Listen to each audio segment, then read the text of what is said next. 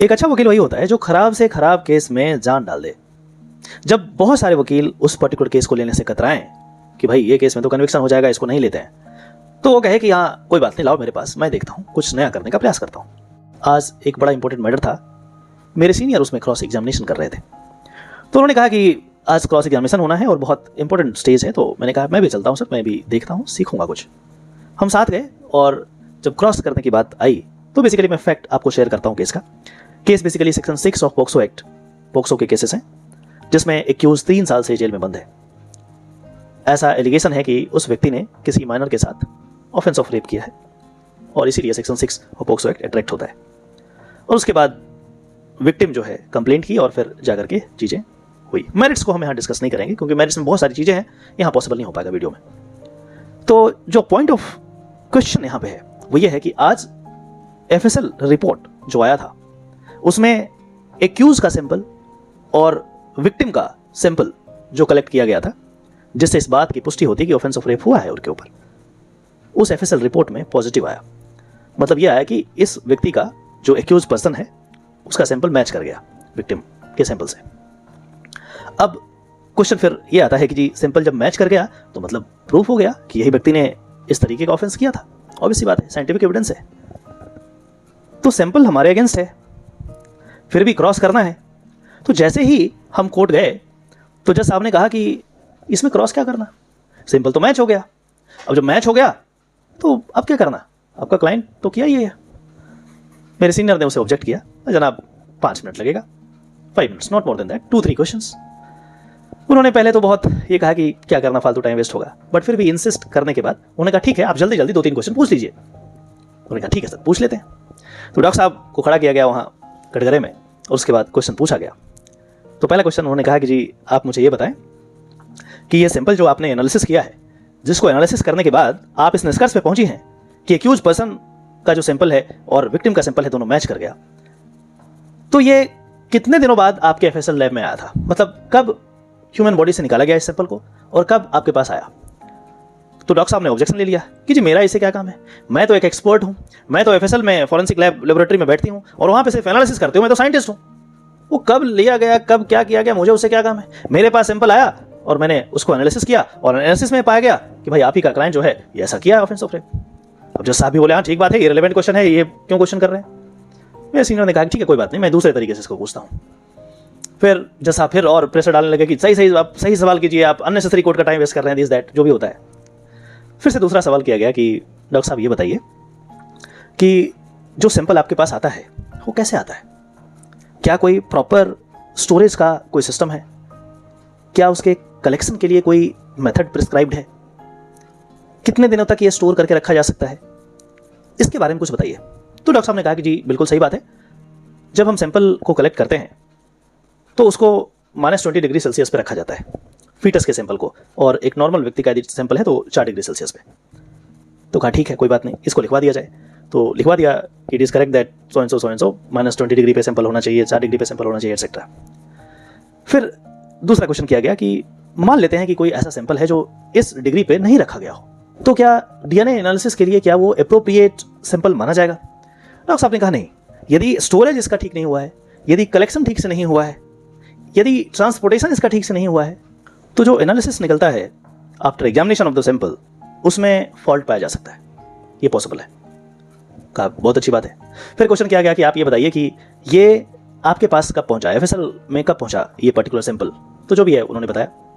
फिर अगला क्वेश्चन ये आया कि भाई ये सैंपल कलेक्ट कब किया गया था, तो कलेक्ट तो 15 दिन पहले किया गया था जी, आपके पास 15 दिन बाद पहुंचा, और ऊपर लिखवा लिया गया कि यदि इसको प्रॉपर स्टोरेज में नहीं रखेंगे, सही से कलेक्शन नहीं करेंगे, ट्रांसपोर्टेशन सही से नहीं करेंगे, तो ये जो सैंपल है इस लायक होता ही नहीं है कि इसका सही एनालिसिस कर दिया जाए और रिजल्ट जो आएगा बिल्कुल 100% सही आएगा। ये तो पहले लिखवा लिए थे।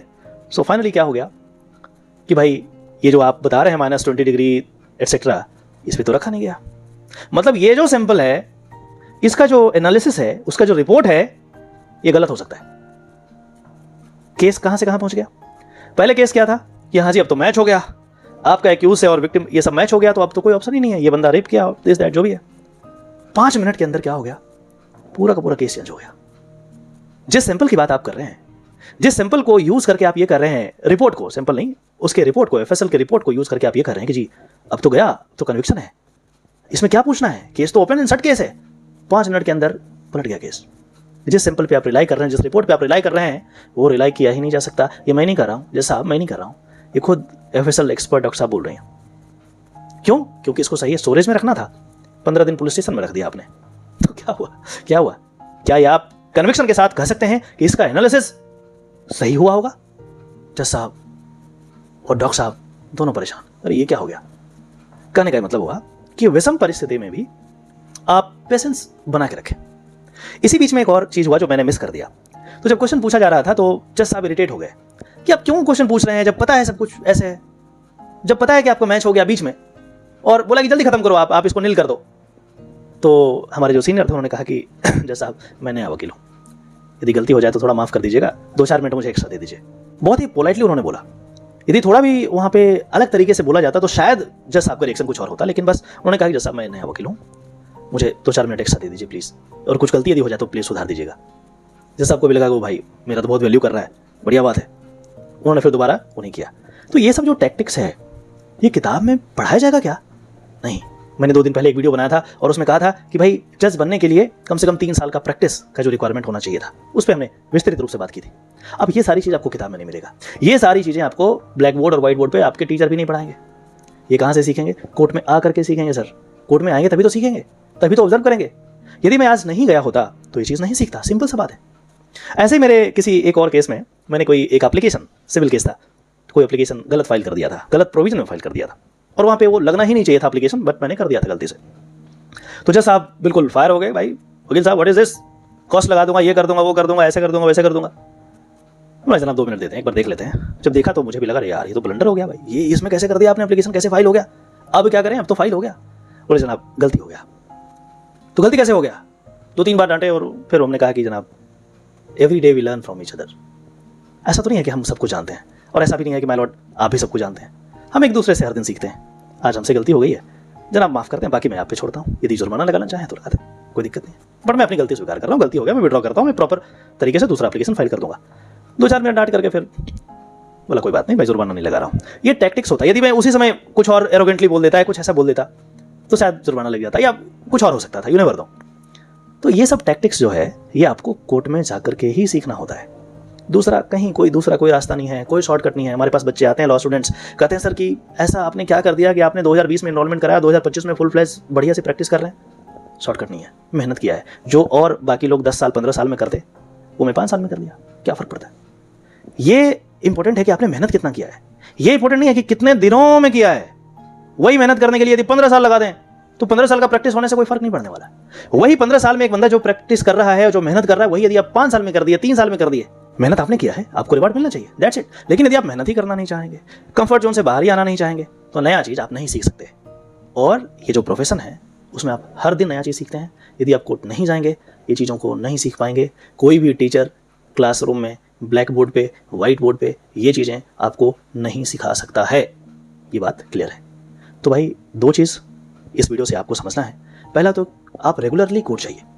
दूसरा चीज़ बॉडी लैंग्वेज को, art of speaking, art of arguing, कैसे जज साहब से बात करना है, कैसे चुप रहना है, कब चुप रहना है, कब बोलना है, कैसे पूछना है, कहाँ पे डाउन होना है, कहाँ पे स्ट्रिक्ट होना है, ये सारी चीज़ों को सीखिए और उसके बाद अपने केसेस पे अप्लाई कीजिए। यदि आप ऐसे निरंतर काम करेंगे, समय आएगा जब आप एक बढ़िया वकील बन जाएंगे बहुत कम समय में। कोई ज़रूरी नहीं है कि 20 साल का प्रैक्टिस करेंगे तभी अच्छा दिमाग चलेगा लॉ वाला, ऐसा कोई ज़रूरत नहीं है। 3 साल के प्रैक्टिस में भी आप ऐसा धुरंधर वाला काम कर सकते हैं जो शायद 23 साल वाला प्रैक्टिस वाला नहीं कर सकता है। Choice is yours. आप बताइएगा 3 साल वाला बनेंगे या 23 साल के बाद आप सीखेंगे? कमेंट कीजिएगा। फिर से मिलते हैं किसी और टॉपिक में, तब तक के लिए अपना ध्यान रखिए। नमस्कार।